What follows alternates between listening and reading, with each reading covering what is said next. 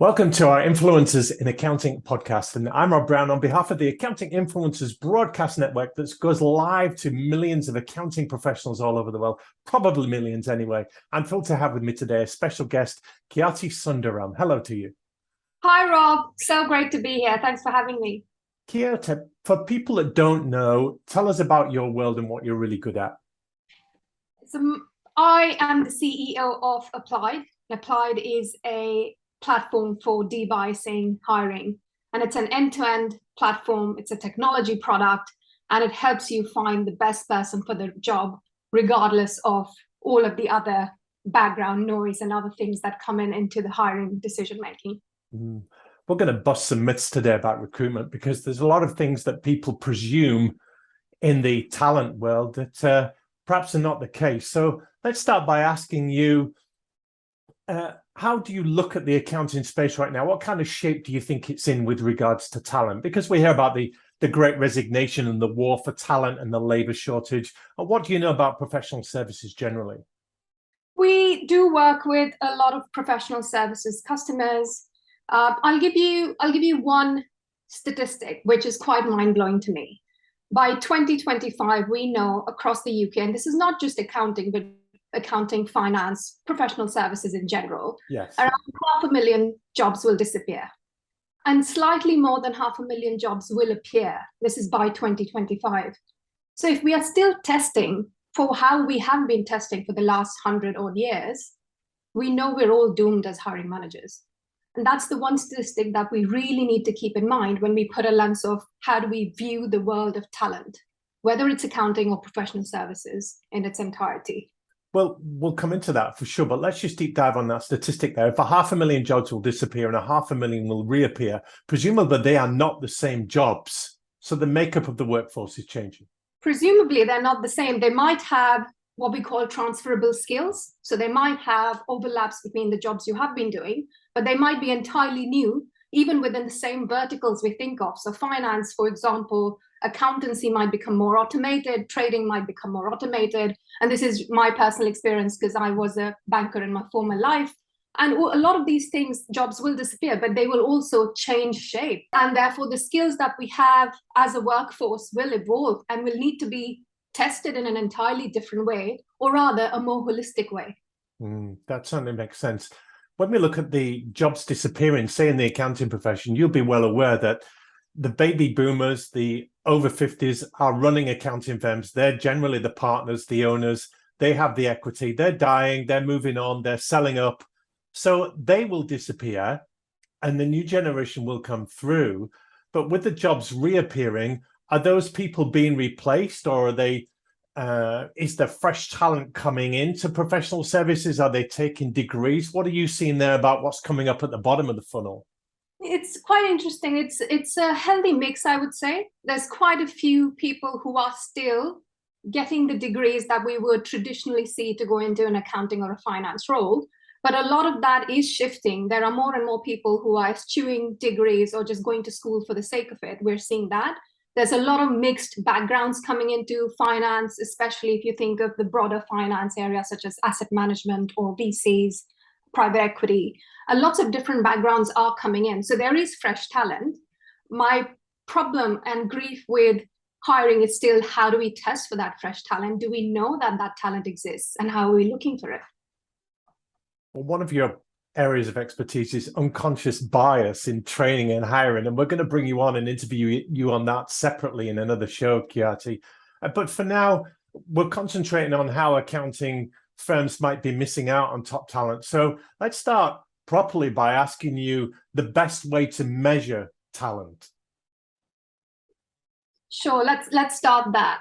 If I go back to academic research or evidence, there's about 50 years of research which tells us that the way we are currently measuring talent or screening for talent is completely non-predictive. It is not robust. It doesn't give us any signal of whether Khyati can actually do this finance job or not.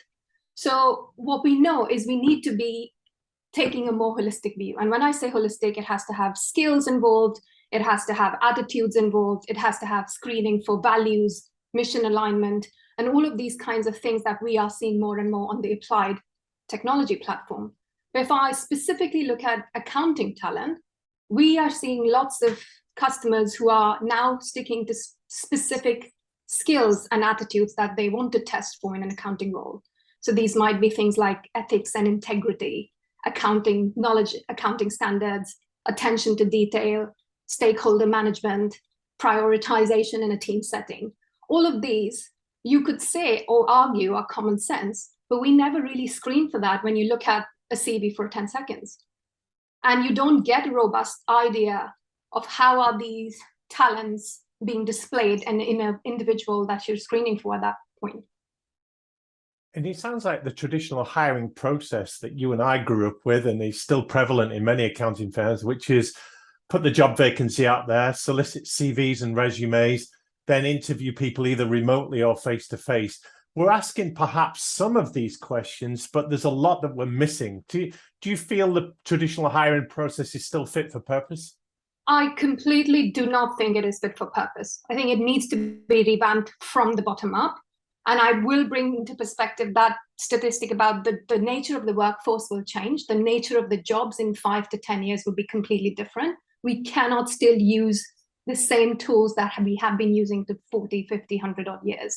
And it is the question of who is screening these applications. That's number one.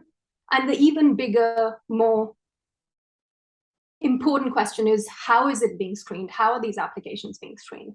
So if you look at the first part of the question, who is screening it, quite often it's hiring managers. In smaller companies, it might even be founders or COOs. And you think of the 6 or 10 seconds that's being spent on reviewing a CV. And you can argue which part of the brain fires and what signals do you get at that point to understand who to call next. And even if it's not a human who is screening the CV, in many, many organizations, we now have algorithmic CV keyword matching. You can still argue that those are black boxy enough that we don't know what they're based on, and we don't know how they're screening for individuals.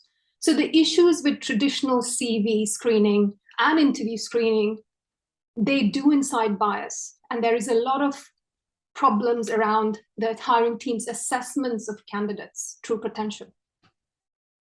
And a famous Rob Brown quote, giving you one here. I say it's famous. I don't use this very often, but it is mine, is that you can't use yesterday's tools and tech to meet today's problems and hit today's jobs and meet tomorrow's challenges and future risks. So we're using old systems, old ways of doing it, because we've done it for hundreds of years, and we're asking kind of the same questions at interview, and we're looking for the same things on a CV or a resume.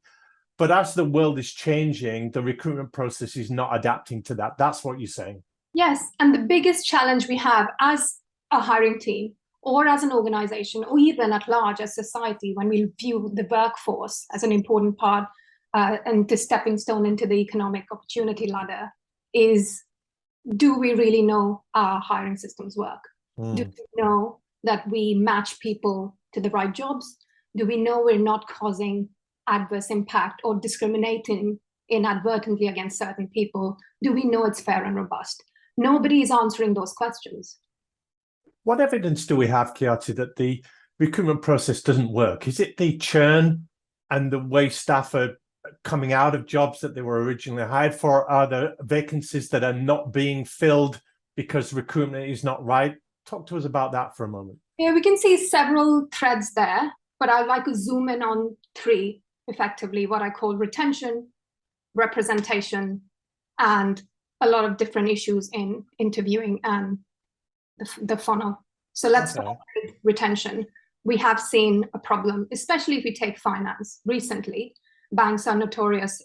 Young graduates are leaving or choosing not to opt for banks, where 10 years ago, when I started banking, it was the glamorous job to have in the city. Yes. It no longer is, but we understand why, and people are opting out of it. So there is a retention problem, there is a culture problem, but there is also a latent understanding of how we build that workforce and attract them into that job. So that's problem number 1. Problem 2 is representation.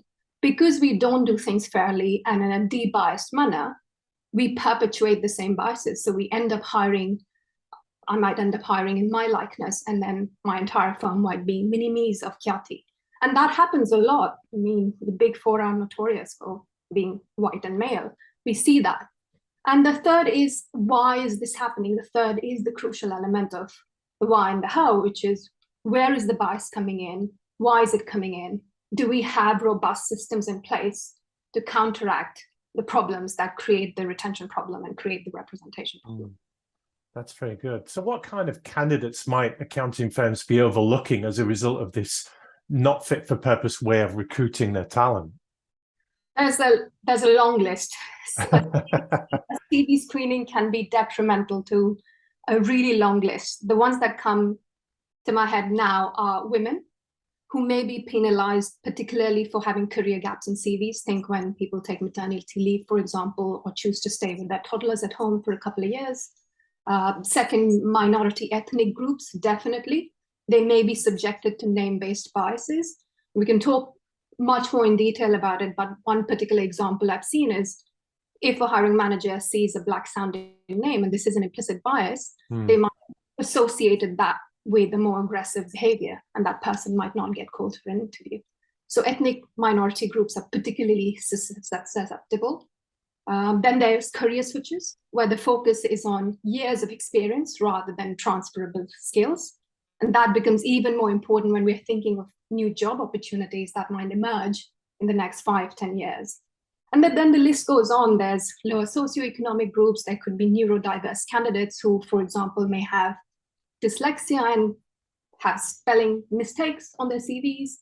And even candidates who are great with numbers, specifically taking accounting as an example, but they might be let down by their storytelling writing abilities on their CV, which is effectively what we're testing. On a CV, we're testing how well you write and how well you can storytell. That is all you're testing for.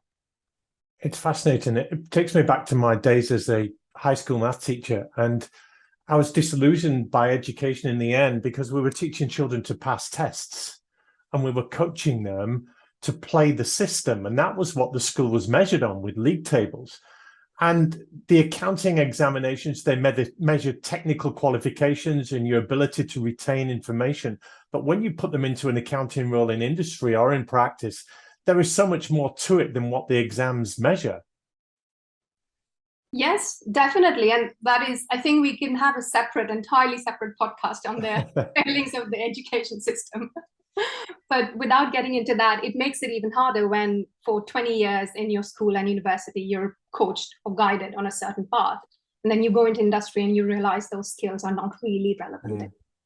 What resonates also with what you're saying is we're seeing statistics about the leakage of accounting professionals out of practice into industry, into commerce, into retail, into fintech, or everything else. So accountants out of practices and firms, there's definitely a leakage there. So some firms are saying we're starting to widen our talent base to look at banking professionals, to look at finance professionals, to look at tech professionals that don't necessarily have accounting qualifications, but they're good at software, they're good with people, and we're hiring them on that basis to see if we can train them to do some of the accounting stuff. I guess you'd go along with that?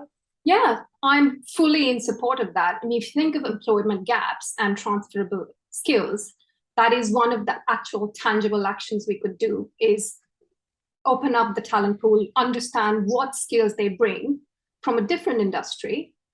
For example, I've always seen that people who've done really well in support in a certain different kind of environment can do really well in a tech company in a support or a customer facing role. So it's a transferable skill. Similarly, we can do the same in accounting.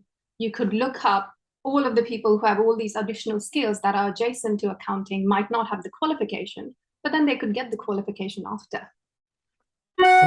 I'm thinking when I was in Hong Kong, I was an expat living out there, and it was a very cosmopolitan environment. It was before the handover in 1996, 97. And I walked into a job at a newspaper called the Eastern Express.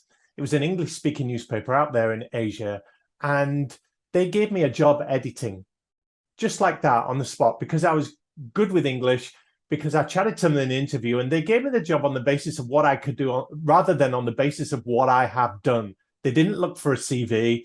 They just said, come and try it. If you're good at it, we'll keep you on. And I did that. And I worked in that for almost a year and did a really good job for them because of my ability with language. So we have this situation where if you do rely on a CV and a piece of paper and your ability to perform in interview circumstances, that must preclude a lot of great talent. That's what we're getting to here, isn't it? Yes, and you've raised a very good example. That's a perfect example of the show not tell philosophy that Applied follows. It is tell us that you can do the job. It doesn't matter whether you have done it in the past or not. Talk to us about some of the wider issues that might be contributing to talent shortages and problems in the accounting and finance sector. I think the biggest one that I see from my perspective is pay gaps, especially for women and marginalized groups, I guess. Yeah. And we've talked about this before. Most of the organizations, especially the big four, they are of a certain homogeneous nature.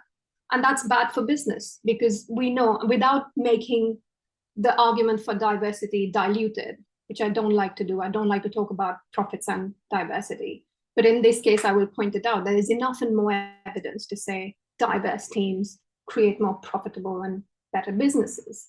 So we know that if we looked at it in a more inclusive way, we would be able to, one, fill the vacancies, and we wouldn't be exacerbating the problems of we don't have enough talent.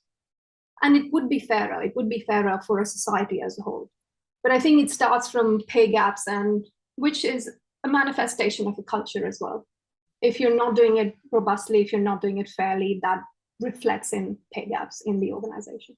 And you've already alluded to the problems with minorities and representation and women in accounting. We're doing a series coming up with some prominent, influential leaders of accounting firms and networks that are female and talking about what is actually a male-dominated world. But in fact, there are more accountants that are female in the profession than male. However, in the leadership roles, the management roles, the top positions, as you would expect, women are highly underrepresented, as are many of the minorities. I'm sure you see that too. Yeah, completely. We see that not just in accounting, across industries. In fact, there was a very interesting article recently in the Harvard Business Review, which said that there are typically more talented women at junior levels, various industries, and it did a cross-section across industries. But it's just really hard to progress. And we know that there's the leaky bucket problem. There is a process problem because people are not treated fairly. There's a pay gap problem. There's too many problems to talk about and solve in this 1 hour episode. But it is the unfortunate reality that we have to solve and layer out all of these complex problems. Yes, well, we're starting with solving the problems by laying out the issues and the challenges and the pain that this will cause. So for the accounting leaders, managers, owners, people in positions of responsibility listening to this, what can they do to start to redress some of these issues and hire better quality candidates? Let me start by saying that everyone needs to build a fairer, more predictive hiring journey. But it is just that. It is a journey and it takes a long time. Every firm will be at a different stage, and that's okay. There are measures that can be tailored to each firm and implemented now, whatever that stage, to make a huge immediate difference. So let's start by talking of a few tangible steps. For example, if they are using CVs to screen, are they anonymizing those applications? Can they still see through what the name, gender, ethnicity, whether they've worked for another big four company? All of that is noise, as we've established. Mm-hmm. We need to get rid of that. So that's a very small step. And there's lots of free tools they can use to anonymize their CVs, and they can still screen, albeit a bit more robustly than before. So that's just a small example. The second one, which is a bigger overhaul, is using more of skills and aptitude tests. So we use more kind of numeracy tests or show not tell tests and examples of work samples, such as actually giving candidates real world problems to solve within a certain time frame. You don't want candidates to spend 5 days doing work for you, but it's these kind of tests that will add robustness to that CV screening process. We hear a lot about psychometric profiling, don't we, Khyati, and Myers-Briggs and ENTJs and disc profiling on all of this. Plenty more are available. How do you rate those as an effective tool in assessing whether candidates are right for a role? Yeah, unfortunately, we still hear a lot about that. Tell you my stance. But again, going back to evidence, a lot of those have been invalidated by science. Right. And the bit that I always go to is the results. Do the tests or the assessments or the processes that you're adopting speak for themselves? Does it do what it says on the tin? So I can say that for applied, if we use an applied process, which is anonymized, debiased, uses a holistic method of skills and CVs, we've been able to boost ethnic minority hires into financial services, into accountancy by 80%. That's a huge number given the context of the UK industry and benchmarks. So we know it's possible, but it's not easy. Yes. Talk to us about some of these skill tests and aptitude tests that might work for accounting roles. So the two parts to that, it's really important to understand is what the assessments are. So what skills tests and accounting tests are. But also the second part, which is our USP at Applied, is how are those tests reviewed? Because bias could come in either way, shape or form. So starting with what the assessments are, we have a battery of tests. And a lot of these tests are validated against many criteria, but primarily to understand that the tests are not causing indiscriminate kind of practices against certain kinds of population. And the premise, as we talked about, Rob, before, is the best proxy of whether the person can do the job. So think of it as a real world situation that you test the candidate on, or what psychologists call a work sample test. So example from an accountant role, that would be, let's say you had to test for their ethics or integrity. You would give them a real world scenario as a question. Right. You'd ask them for their approach on that question. So an example could be, you're a new accountant at this company, a salesperson has just submitted a massive expense claim to you. There is no supporting documentation other than a print screen of their credit card statement. Let's say, what would you do? And that answer, however short that answer is, will give you a very good understanding of that person's thinking process and their values and integrity principles. So that's the kind of questions I'm thinking of: show, not tell. Can you actually do the job? It doesn't matter what you did in the past. And we built a lot of those kinds of tests in collaboration with our customers, with industrial organizational experts, and also done some bits ourselves. And then we supplement that with other kinds of tests. Of course, you want numeracy tests because you want an accountant to be really good with the numbers. So again, we built specially validated tests for finance, consulting, accounting companies that we know are not creating adverse impact for women and not creating adverse impact for ethnic minorities. Because a lot of the tests that exist off the shelf are known to be negatively impacting such populations. It's interesting that you bring up ethics and integrity, because with a profession like accounting, it's a professional qualification, like the legal profession and the medical profession. There is a code of ethics. You may have come across the recent bad press from Ernst & Young, where many of their graduates were cheating on their accounting qualifications. Now, if you have ethics and integrity, but you fall into a culture where that is encouraged, or you're persuaded to do something, because Ernst & Young were in on that as a firm to get these people through, because they're also making them work 70, 80 hours to do all the billable hours and everything else they have to do. So you've got to test for this stuff really robustly. And I love the way you're putting people in different scenarios, theoretically, if anything, and asking them what they would do. Yeah, so this is what we have established over the last 4 years of selling the product across like 300 customers now. And a decent chunk of them are finance, accounting, consulting, professional services. And we have just tried to identify various scenarios that would be the most predictive of a particular job. So what we are building now is, you could call it a taxonomy of skills and questions / tests that would be most predictive of doing one type of role. So if I were an accountant and I wanted to hire, if I were an accounting hiring manager and I wanted to hire an accountant, I would go into Applied and say, I want to hire an accountant, and Applied would give me the top 5 predictive tests to do.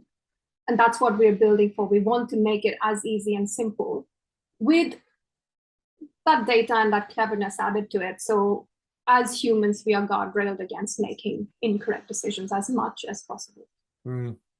It's my contention, there's no evidence for this, but just from what I've seen working with accountants over many years, that there's 5 core skills that they need to be effective as a 21st century accountant. Technical skills in no particular order, but technical skills is a given. You've got to know double entry bookkeeping and how to add things up. And then it's technology skills, because this is the world that we're in right now. Accountants, they don't need to be geeks and write code necessarily, but they need to do more than turn a computer on and off. Then we've got people skills, which speaks a lot to what you're talking about, those softer skills and integrity perhaps. Then we've got commercial skills, business acumen, commercial awareness, almost thinking like an entrepreneur and a business owner to really serve their clients.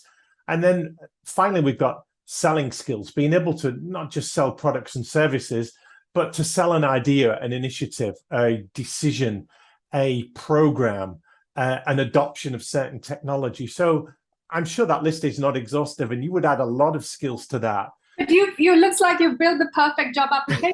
The top 5 skills that are most core to you as a human or as an organization, and test for that. Yes. It's all about just testing robustly for what matters and not all the noisy bits that sit around the application. That's the soundbite, testing robustly for what matters. I really like that. So we've solved the problem now. We've stated the problem. We've solved the problem that we need to test more robustly and have better recruitment processes, and Be Applied can help with that. Talk to us about the upside, the benefits of getting the right skills-based approach to make the best hires for accounting firms. So one of the things that I think is particularly crucial now in the given times is how people's perception is about accounting as a career or finance as a career. And that's changing. We've seen a massive shift of how the young workforce feels about these. And one thing that I've noticed a lot is every time a candidate fills an application, which is not a traditional CV application. So most of the applied applications are not a traditional CV-based application. We absolutely get loving comments from candidates, which is flipping that sense of, you know what, I hate writing my application. I don't ever want to apply for this job. And this company is completely not worth that time.